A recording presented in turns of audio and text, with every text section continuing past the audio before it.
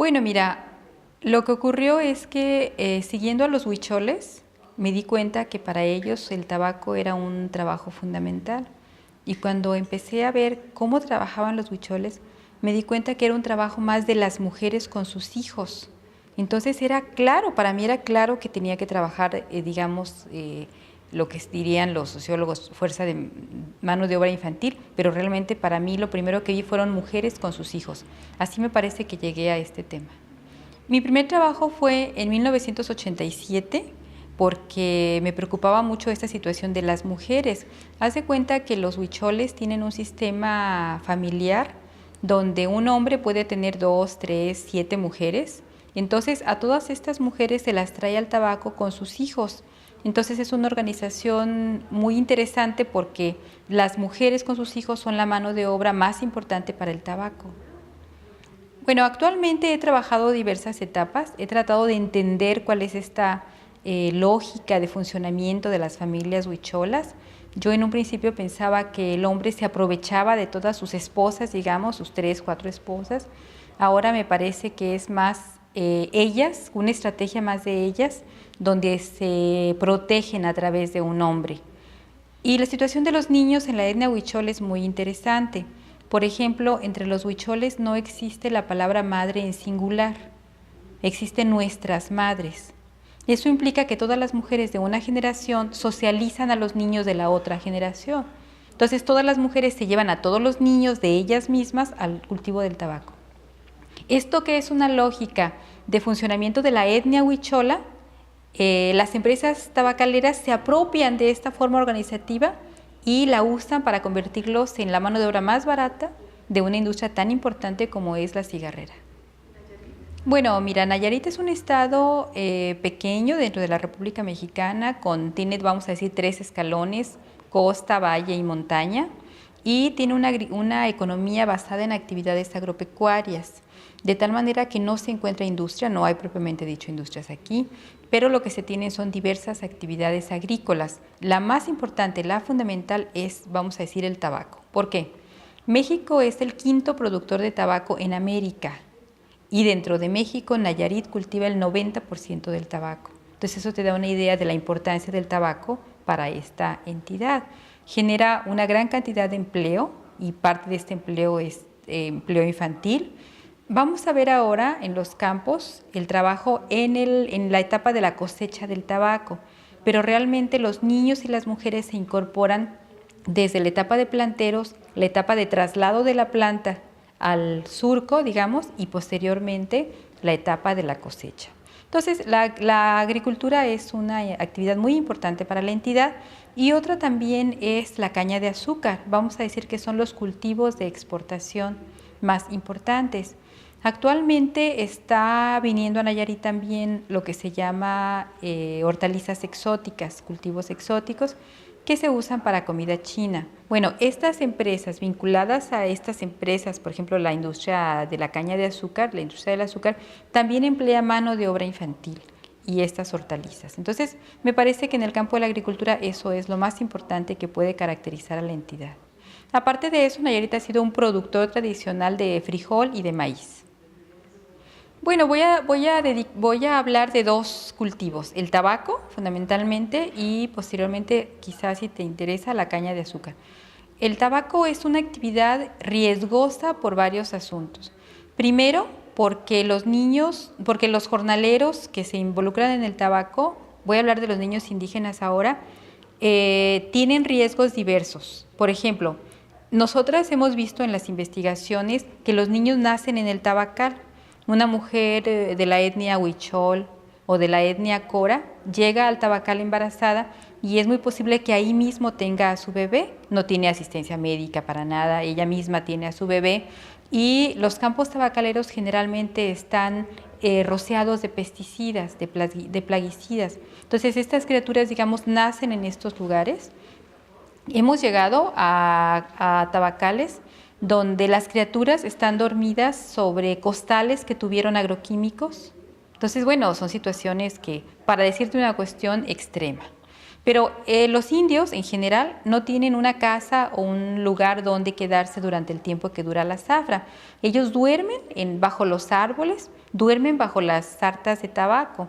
Y además las ramadas que hacen los patrones para los indios no es para que los indios se queden, es para proteger a las sartas de tabaco del sol. Y los indios ahí se quedan a dormir. Ese digamos que es un riesgo. Un segundo riesgo, sobre todo para las niñas, que yo observo, es la gran frecuencia de violencia a la que pueden ser sometidas. ¿Por qué? Porque los domingos ellos se bañan y se van a los pueblos mestizos. Entonces, han ocurrido violaciones de niñas indígenas porque no saben hablar español, solamente hablan su lengua. Entonces, si un niño o niña se pierde, o sea, pierde el contacto con su familia indígena, pues prácticamente se encuentra aislada, indefensa. Por otra parte, me parece que un gran riesgo muy importante es para los niños y niñas mestizos, ¿sí? ¿Por qué? Porque mira, los huicholes no riegan directamente plaguicidas, o sea, no están contratados, no se les contrata para que ellos rieguen los plaguicidas, pero sí se contrata a los jóvenes mestizos, los hijos de los productores, los hijos de los campesinos, y esta es la población más joven. ¿Por qué? Porque los mismos productores dicen, es que él es joven y aguanta. Claro, aguanta la fuerte envenenamiento, digamos, de los pesticidas que se riegan en los campos, y me parece que en general ocurre en esta población un alto grado de vulnerabilidad, ¿sí? Esto en el caso del tabaco. En el caso de la caña de azúcar, bueno, en el caso de la caña de azúcar, generalmente son jornaleros que vienen de Oaxaca o vienen del sur de la República Mexicana. Y aquí lo que vemos es que los niños se incorporan al cultivo, al corte de la caña, desde el momento en que pueden cargar el machete. Entonces, si un niño a los 7 años, 8 años puede cargar el machete, se lo llevan a la jornada. Y ahí, bueno, hay alacranes, víboras, macheteados, heridas, queman la caña. Los niños están sometidos a todo este tipo de riesgos. Vamos a decir, si tenemos una funcionalidad económica, los niños trabajan, vamos a decir, porque constituyen parte de la mano de obra de la familia. Llega un cortador de tabaco, se contrata con el productor, pero no se está contratando por lo que él va a hacer, está contratando por lo que van a hacer también su esposa o esposas y sus hijos, ¿sí? Entonces los niños son parte del salario que va a tener el señor. El corte del tabaco es una actividad muy compleja y múltiple, con actividades múltiples. Al cortador le pagan por sarta de tabaco elaborada, es decir, cada hoja la van insertando en un hilo y este hilo de 7 metros lo cuelgan y le pagan por esto 3 pesos o digamos, cuando mucho $0.50, vamos a decir. En esas circunstancias me parece que ahorita está más o menos como en $0.50, pero siempre han sido pagos muy bajos. Pero si le pagan solo por la sarta, la familia tiene que cortar la hoja, acarrearla del surco a la ramada, seleccionar por calidades, ¿sí? Y una vez que está seleccionado por calidades, ensartar la hoja. Las sartas se quedan ahí colgadas y los niños y las mujeres se quedan también ahí. Y les piden que los aireen, que los muevan. Pero a los indígenas no les pagan porque corten, porque acarreen, porque cuiden, porque seleccionen, porque aireen, no. O sea, todo ese es un trabajo que se regala. ¿Quién lo regala? La familia indígena y en especial los niños y las mujeres. Podemos ver a las niñas, por ejemplo, jugando muñecas y envolviendo una mona o algo en una hoja de tabaco. O sea, van aprendiendo esta cultura y el tabaco se convierte en su juego. Tradicionalmente no. Precisamente si asistieran a la escuela, entonces dejan de trabajar para la familia. Últimamente, hace un año aproximadamente, se organizaron albergues indígenas, albergues para niños indígenas. Hay 2 en todos los campos, todos los campos. Y entonces están tratando de sacar a los niños de los campos tabacaleros para llevarlos a estos albergues donde les dan clases. Sin embargo, las familias no siempre acceden a ello, esconden a los niños, porque bueno, los niños van a los campos a trabajar, si no, pues se quedarían en la montaña. Mira, los niños indígenas vienen de diversas comunidades. Fundamentalmente vienen de la etnia huichol, del pueblo huichol. El pueblo huichol está en las montañas de Nayarit y de Jalisco. Entonces prácticamente vienen de todos esos lugares, de muy pequeñas comunidades, y se quedan aquí de febrero aproximadamente a mayo, junio. También vienen de la etnia Cora, del pueblo indígena Cora, que también se encuentra en las montañas de la Sierra del Nayar, y algunos muy pocos tepehuanos, que están más, digamos, en el norte de Nayarit. Se quedan durante esta temporada. Hay una funcionalidad en esto, porque ellos, vamos a decir que obtienen dinero durante la temporada del tabaco, o al menos eso dicen las empresas, y con ese dinero que obtienen se van a la montaña y allá, vamos a decir, según la lógica empresarial, lo invierten en sus cultivos de subsistencia. La realidad es que eso no ocurre. En un libro que escribí hace unos 4 o 5 años, ahí lo que decimos es que los niños y los indios y sus familias solamente vienen a medio comer, no tienen capacidad de ahorro. Todo lo que trabajan no les permite ahorrar y no les permite llevar dinero a la montaña. Solamente vienen a sobrevivir. Me parece que hay una cultura alrededor de cómo viven y a qué se le llama vivir mejor. Nosotros no sabemos, por ejemplo, no hemos podido averiguar cuál es el origen de la migración al tabaco, ¿sí? Los historiadores no dicen nada al respecto, porque los indígenas están en la montaña y el tabaco está en la costa. Lo que yo he supuesto es que ellos venían tradicionalmente por sal, bajaban a la costa por sal y bajaban a hacer ceremonias al mar, que para ellos el mar es Jara Mara, que es la diosa del mar, la diosa de las aguas, la diosa del poniente. Entonces, en este tránsito a la sal, ellos encontraron el tabaco, o el tabaco los encontró a ellos y los convirtió en los jornaleros más pobres. Entonces, y bueno, esto incluso no se tiene memoria de cuándo ocurre, suponemos que fue a fines del siglo XIX y sobre todo se incrementó en el siglo XX, que es cuando, propiamente dicho, se instaura el tabaco. Si viven mejor o peor los niños que en su montaña, yo diría que en la costa, en el tabaco, es un campo agreste, no es su campo. Es un campo dominado por los mestizos, con los códigos mestizos. Desde ese punto de vista hay una violentación, digamos, de sus propios códigos de valores. Bueno, mira, sus condiciones de trabajo son condiciones paupérrimas. Yo he visto otros jornaleros, por ejemplo, los de caña de azúcar, que tienen un albergue y todo eso. No, acá no tienen nada, viven al ras del suelo. Las mujeres ponen 3 piedras y en eso cocinan los frijoles, ahí calientan las tortillas, no tienen el menor resguardo de nada. Últimamente los mismos indios piden que el patrón les lleve agua. Entonces les llevan agua porque anteriormente tomaban el agua de los canales, agua de los canales contaminada también por plaguicidas, donde toman agua las vacas, etcétera. Los patrones, algunos patrones les llevan tortillas al mediodía. Muy bien, pero todo eso se los descuentan de su jornal, no creas que se los regalan, ¿verdad? Entonces, bueno, no podemos hablar de condiciones sanitarias porque no existen condiciones sanitarias. Bueno, en la zafra de tabaco prácticamente los que trabajan son los niños indígenas en el corte de la hoja.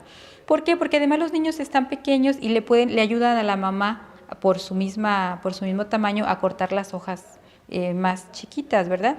Los niños, como jugando, hacen la clasificación del tabaco. Cuando yo empecé a trabajar esto, solamente veíamos indígenas en estas actividades. Hoy la pauperización del campo, se ha empobrecido más el campo y ahora vemos incluso campesinos mestizos que empiezan a hacer estas actividades, lo cual antes solo lo hacían los niños indígenas. Pero en las otras etapas, por ejemplo en la etapa de planteros, ahí sí participan niños mestizos, porque son etapas más cortas, no pueden venir los indios nada más para 10 días y luego irse, ¿sí? Para eso son los niños, los jóvenes de las zonas aledañas quienes participan y en la etapa del trasplante. Pero fundamentalmente lo que a mí me parece un escándalo es que sean los muchachitos y las muchachitas quienes aplican plaguicidas. Bueno, no hemos encontrado niños solos, siempre los niños vienen bajo una estructura familiar. ¿sí? Porque es la única manera donde ellos puedan protegerse. Lo que encontramos además es que cuando un niño ya más o menos crece, que para la etnia, los pueblos indios, un niño ya crecido es de 13, 14 años, él se puede traer a sus hermanos y él se hace cargo, él se hace responsable de todo ello. Lo que ocurre es que los conceptos de niñez, adultez entre los pueblos indios son diferentes. Podemos encontrar a un muchacho de 14 años que ya está empezando a hacer una familia. No hay propiamente dicho la adolescencia o la juventud. O se es niño o se es señor, pero no hay esos tránsitos. Entonces podemos encontrar un muchacho de 13, 14 años con una muchachita ya cargando un bebé y la niña tiene 13, 14 años. Sí, la vida de las familias huicholas, bueno, mira, gira en primero alrededor del maíz, del cultivo del maíz. Segundo, tienen una serie de ceremonias a todo lo largo del año que les permite seguir el ciclo agrícola. Hacen fiestas para pedir permiso a la lluvia, a la tierra, para sembrar. Los huicholes, por ejemplo, están insertos en una cosmogonía donde no se encuentran solos en el planeta, sino que siempre están en interrelación con los dioses. Aquí es algo muy importante. Por ahí en algún lugar yo he escrito que para los indios el tabaco es la respiración de los dioses. ¿Por qué es esto? Porque ellos dicen, un maracame me dijo en una ocasión que cuando se formó el mundo, según sus leyendas, los dioses les dieron un surco de maíz y un surco de tabaco, porque el maíz es el alimento del cuerpo y el tabaco es el alimento del espíritu, es la respiración de los dioses. Entonces, si la concepción del tabaco viene desde, digamos, una concepción sagrada, entonces ellos cuando vienen a la costa vienen con esa cosmogonía, no se asumen como cortadores pobres para las empresas transnacionales, para nada, y ellos vienen, digamos, con estas ideas. También esto tiene que ver con su propio concepto de la enfermedad. Para los indios, la enfermedad es un castigo de los dioses. Y es un castigo que proviene porque no se hizo la costumbre, porque se tiene una malquerencia con alguna persona de la comunidad, se rompió el equilibrio, se están peleados los hermanos. Entonces, las enfermedades tienen este origen. Los huicholes hacen costumbre para estar bien con los dioses, digamos, hacen su costumbre, hacen su ceremonia. Si hacen esta costumbre, los dioses los protegen y no van a tener enfermedades. Entonces, si nosotros en el campo les decimos, mira, cuando venga la avioneta y rocíe los plaguicidas, tú no debes estar aquí porque te vas a enfermar. Ellos dicen, no, porque yo ya hice la costumbre, yo no me voy a enfermar. Entonces, tienen otra concepción de lo que es salud y de lo que es enfermedad. Y esta forma como ellos viven en la montaña, o sea, esta concepción del mundo que han desarrollado en la montaña, la traen cuando vienen al campo. Y es a partir de esta condición étnica donde se enfrentan al tabaco. Hasta hace un año no tenían ninguna posibilidad. Los padres de familia sacaban a sus niños de las escuelas y las traían a la costa. Ahora bien, en la montaña, no en todos los lugares existen escuelas para indígenas. Lo que ha hecho el gobierno es que ha establecido ciertas escuelas en lugares donde considera claves, entonces vienen los niños de lugares cercanos y los tienen ahí. Esto es lo que se llama el sistema de albergue escuela, un lugar de concentración de los niños. Muy bien, de acuerdo con el gobierno, las escuelas son bilingües, es decir, el maestro habla la lengua de los niños y de esa manera ocurre la alfabetización. Bueno, pero aquí tenemos varios problemas. Uno, la lengua de los niños se utiliza solo para castellanizar, no para profundizar la lengua de los niños, en el mejor de los casos. Dos, nosotros hemos encontrado maestros que no utilizan la lengua de los niños porque las plazas de los sindicatos están dadas por cuestiones políticas, no por lo que necesitan. Entonces hemos encontrado maestros que hablan lengua seri en un albergue huichol, o maestras que hablan lengua cora en un albergue tepehuano. ¿Sí? O sea, no corresponde la etnia con el lugar. Aún más, hemos encontrado maestros que le prohíben a los niños hablar su lengua, porque dicen, la escuela es para superarse. Entonces, puede ser la política pública del gobierno, pero la manera como se instrumenta es una cuestión difícil.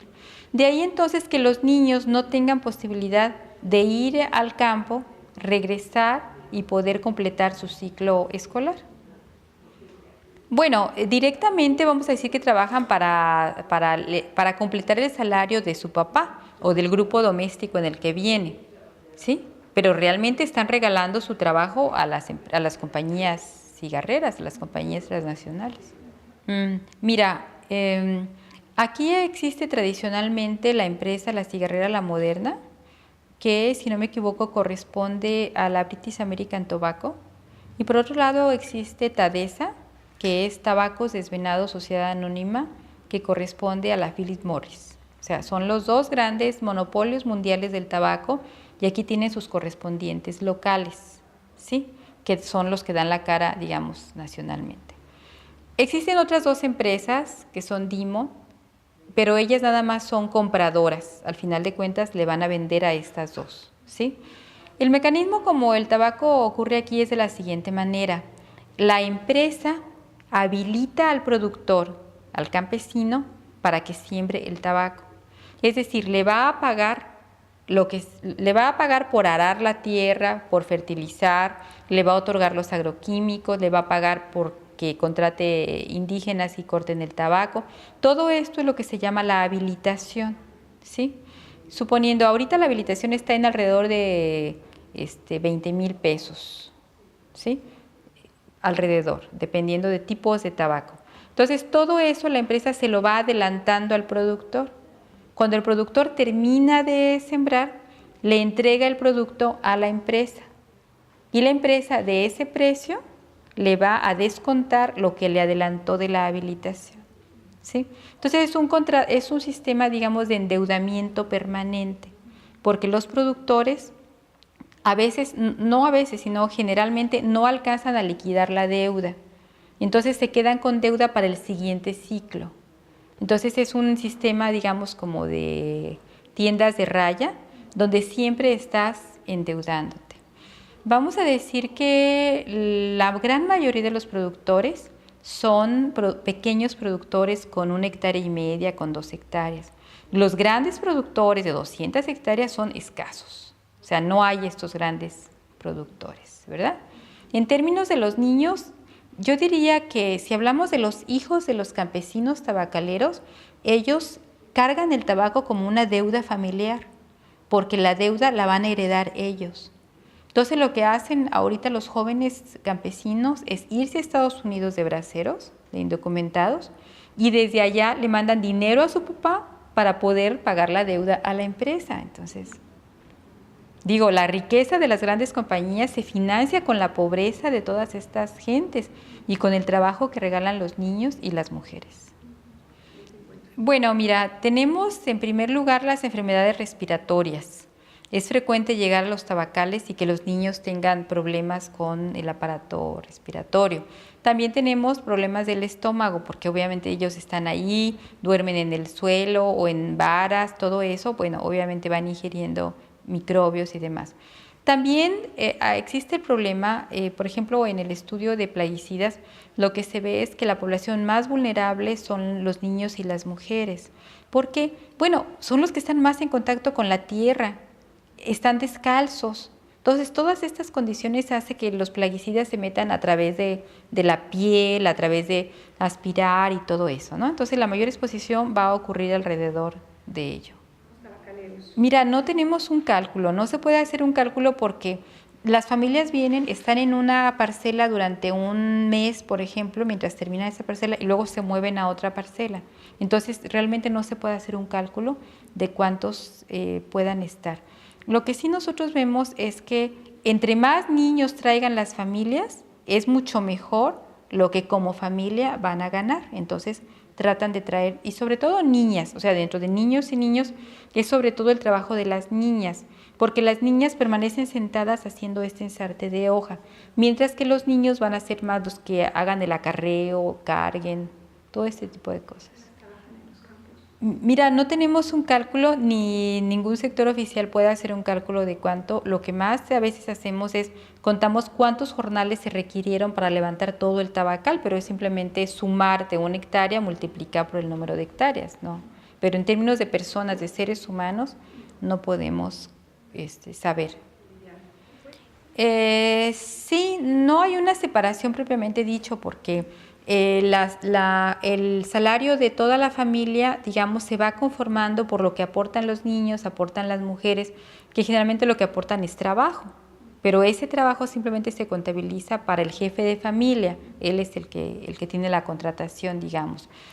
Pues moderadamente, aunque algunas personas dicen que el trabajo de los niños no es muy importante, yo pienso que si no fuera importante no los traerían simplemente. Entonces van haciendo esas pequeñas labores que parecen rutinarias, pero ellos son los que van al final clasificando la hoja, encargándose de ir a cortar lo último, los tronquitos que quedaron, en fin, van haciendo esas tareas que para los niños puede significar un juego, o así se dice, ¿no? Que es un juego, pero realmente es trabajo infantil.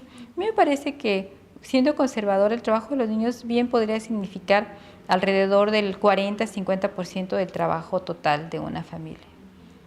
Así como organización, no tengo conocimiento que ninguna.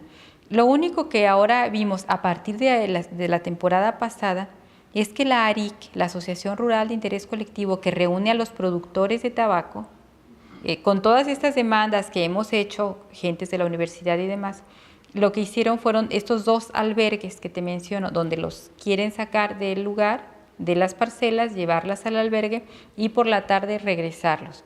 Esto implica un gran trabajo porque es andar surco por surco recogiendo niños en la mañana y posteriormente en la tarde volverlos a regresar. Es algo complicado. Florece, sí, es parte de esto y lo tiene sobre todo el programa de jornaleros agrícolas.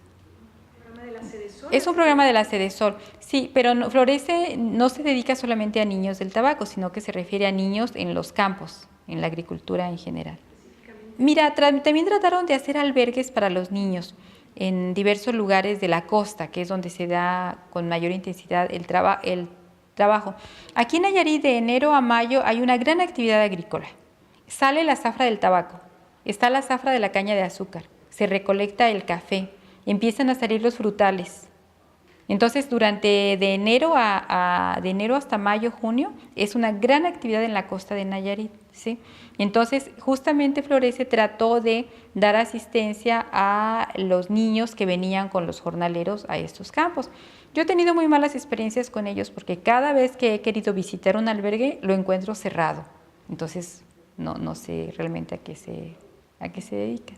Bueno, Florece me parece que es un programa gubernamental. Lo que tenía relación con las empresas tabacaleras es lo que te menciono de los albergues elaborados por la ARIC. Ahí es una clara vinculación entre las empresas y la asociación de productores. Justamente con todas estas demandas que hacíamos, ellos 2 se pusieron de acuerdo para hacer algo por los niños indígenas. Me parece que si queremos remediar la situación que tienen en los campos tabaqueros, pero que sigan siendo niños tabacaleros, pues no me parece que se tengan grandes soluciones, ponerles una casa o eso. O sea, no me parece que al final de cuentas se está cancelando su posibilidad de futuro. No, a mí me parece que lo que debería ocurrir serían 2 cosas. 1, que los niños pudieran permanecer en sus lugares de origen, transcurriendo su niñez y yendo a las escuelas bilingües, digamos, mejorando escuelas bilingües de donde ellos viven. 2, que los jornaleros, sus papás, sus familias, fueran realmente considerados trabajadores de las empresas. Porque podemos encontrar a una misma familia que tiene 10 años, 12 años, 18 años trabajando para el mismo productor de tabaco y ese productor tiene contrato durante esos 18 años con la misma empresa tabacalera, pero no hay ninguna relación, ninguna responsabilidad de la empresa ni hacia el productor, mucho menos hacia los jornaleros y niños indígenas, porque la figura del productor es el que hace que él sea el empleador de los indios, ¿sí? Es una manera de transmitir responsabilidades. No me parece que hagan gran cosa estas 2 empresas, estas 2 secretarías de Estado. Lo que me parece es que quien ha hecho un poco más ha sido la Secretaría de Salud, porque la Secretaría de Salud, con este escándalo de los plaguicidas, ha generado mayores programas de capacitación para que se protejan. Nayarit es una entidad, generalmente tiene el primer lugar de intoxicados por plaguicidas, y nosotros sabemos que son intoxicados en el tabaco. Entonces, al tener el primer lugar nacional de intoxicados por plaguicidas, hace que la Secretaría de Salud tenga que tomar algunas medidas. Y bueno, estas medidas son un programa de campo limpio, pero bueno, me parece que son totalmente insuficientes porque son actividades burocráticas, administrativas, ir, dar capacitación, pero se quedan hasta eso. Bueno, mira, como yo digo, actualmente no tienen ninguna responsabilidad, pero claro que se les podría fincar responsabilidad. Una de ellas es todo este envenenamiento que han hecho al agua, a la tierra, a la naturaleza, porque fíjate que las hectáreas de tabaco no están compactadas. Entonces está una hectárea de tabaco, pero al lado está una de jitomate, y al lado está frutales de mango, y al lado está otra. Entonces ellos riegan los pesticidas y no hay un control obviamente sobre ese campo, ¿te das cuenta? Es más, aun cuando regaran solamente en ese campo, los plaguicidas se van a los lados. Entonces ha habido un envenenamiento más importante que si hubieran desatado, qué sé yo, una bomba nuclear o cosas así, porque es un envenenamiento permanente. Esto que ha ocurrido en la naturaleza ocurre también en las personas. Imagínate la gran cantidad de generaciones que han nacido en estos campos tabacaleros. Ahora bien, los indígenas tienen la posibilidad de regresar a la montaña, vamos a decir, de desintoxicarse durante 6 meses. Pero los campesinos que viven ahí, los niños que nacen ahí, no tienen escapatoria. Entonces se le podría fincar una responsabilidad médica, digamos, por todo eso. Además, las empresas no dejan ninguna obra social, ni un hospital, ni una toma de agua, ni ninguna introducción de servicios, ni nada. Entonces me parece que sobre esto se podría fincar claramente responsabilidades. Pues a mí me parece que el trabajo de los menores está muy vinculado a 2 cosas. Uno, a la pobreza de las familias, ¿sí? Es lo fundamental. Y segundo, a la voracidad de las empresas. O sea, la gran riqueza mundial del tabaco está fincada sobre la salud, sobre este futuro hipotecado de las criaturas. Y aquí estamos hablando tanto de los niños indígenas como de los niños mestizos, ¿sí? Esta gran riqueza mundial se genera sobre esta gran pobreza. ¿Quién subsidia a las empresas? No es el campo el que enriquece, no son las empresas quienes enriquecen al campo de Nayarit, es los campesinos de Nayarit, los indígenas de Nayarit, quienes construyen esta riqueza de las grandes multinacionales. Porque el productor ahora ahorra, tiene un cochinito, tiene una vaca, y todo eso lo mata, lo vende para poderlo invertir en el tabaco, porque lo que la empresa le da no le alcanza para sacar el ciclo. Entonces es claro que los campesinos están subsidiando esta economía de las grandes empresas. Desde luego, parte de lo que nosotros hacemos es poner al descubierto de la sociedad esto. Pero mira, la imagen que se tiene de los niños indígenas es una imagen que no la conocemos. Ni siquiera aquí los que vivimos en Nayarit, no se ha generado una conciencia sobre quiénes son los niños indígenas, sobre quiénes son los niños pobres, sobre quiénes son los niños de la calle.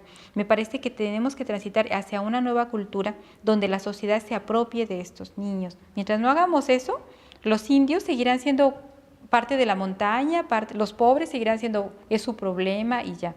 Me parece que debemos involucrarnos más todos.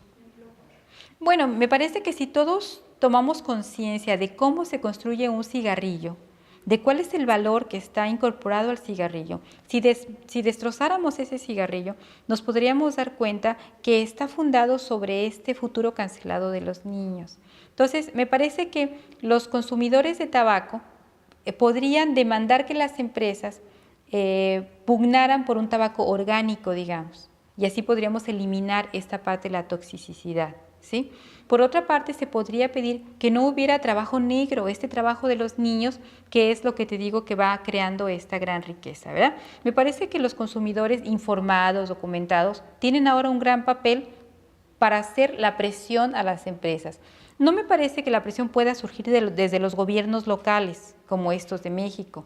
¿Por qué? Porque a ellos lo que les interesa es que vengan empresas e invierten, pero no se preocupa por si las maneras de invertir, las consecuencias y demás qué están generando en el ambiente y en la sociedad y en las personas.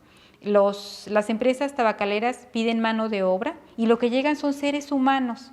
Y esto no lo ven, no lo pueden ver. Me parece que hay que poner en claro que lo que tienen las empresas son seres humanos, son niños, son mujeres, y con eso es con lo que habría que construir una nueva manera de cultivar tabaco. En primer lugar, porque huyen de la miseria, huyen de la pobreza. Me parece que ese es para mí el principal factor.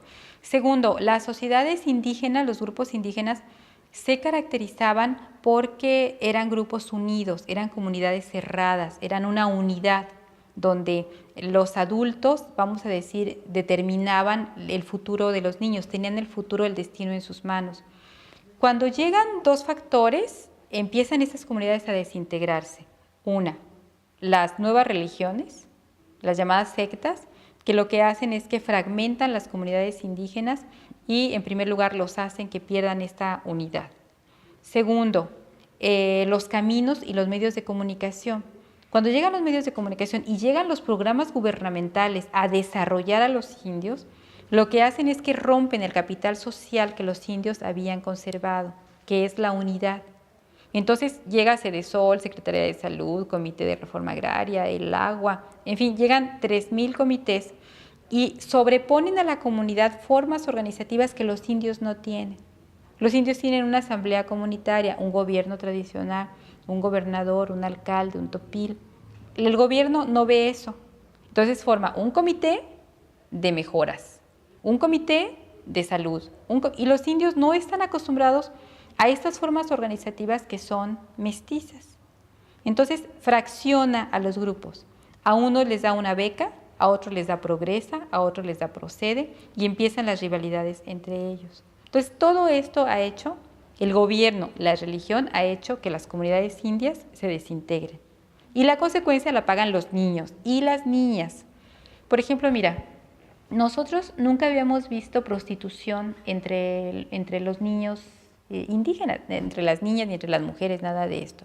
Sin embargo, ahora en las cantinas de la zona costera, donde está el tabaco, ahora hemos encontrado niñas huicholas en las cantinas, ¿sí? Donde es claramente una prostitución.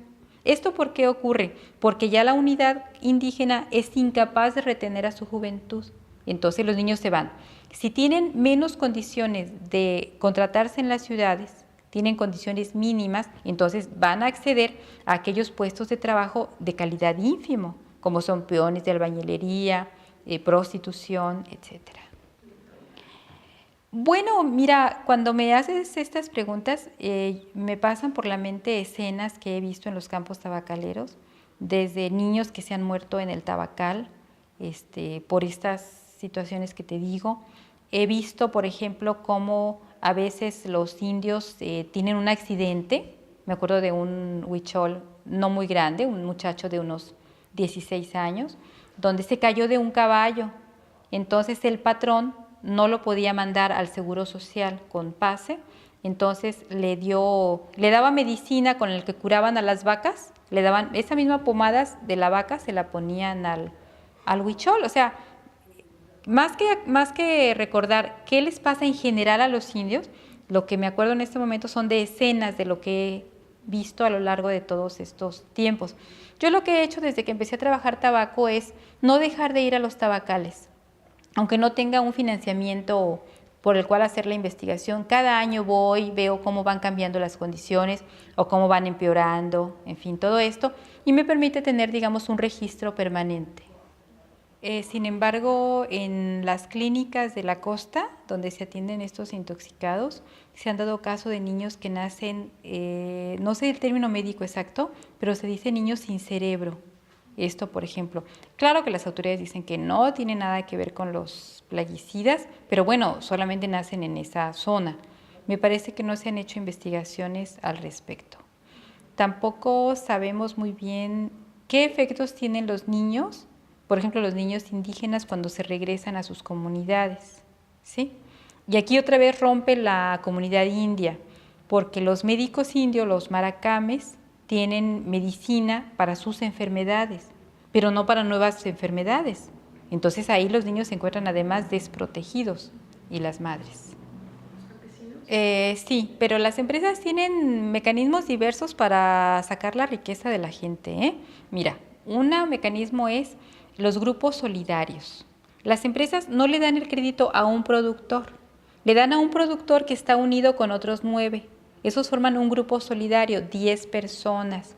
De tal manera que si un productor de esos pierde en la cosecha, los otros están obligados solidariamente a pagar su deuda, ¿sí? Por eso nunca, ellos se unen los productores por familia, porque al menos entre familia se prestan dinero y responden ante la empresa como familia de productores. Entonces los mecanismos son muy diversos, pero siempre hacen que la empresa no tiene deudas. Fíjate, nosotros hemos pensado, ¿por qué las empresas no compran las tierras? Simplemente establecen sus cultivos y demás, porque en ese caso el fracaso, la pérdida sería de las empresas, cuando en este caso la pérdida es de los productores, la empresa nunca pierde, ¿sí?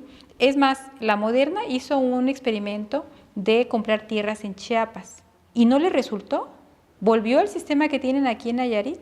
¿Por qué? Porque cuando hay pérdida por ciclones, por mal lluvia, por el mojo azul, por plaga, por cualquier cosa que no controla, la pérdida se la cargan al productor, pero nunca va a ser cargada para la empresa. Entonces, es un proceso sumamente complejo donde la legislación, los gobiernos, las políticas han permitido, digamos, todo eso. Irónicamente, se le llama a la costa de Nayarit la costa de oro. Aquí se menciona como que el tabaco es el oro verde.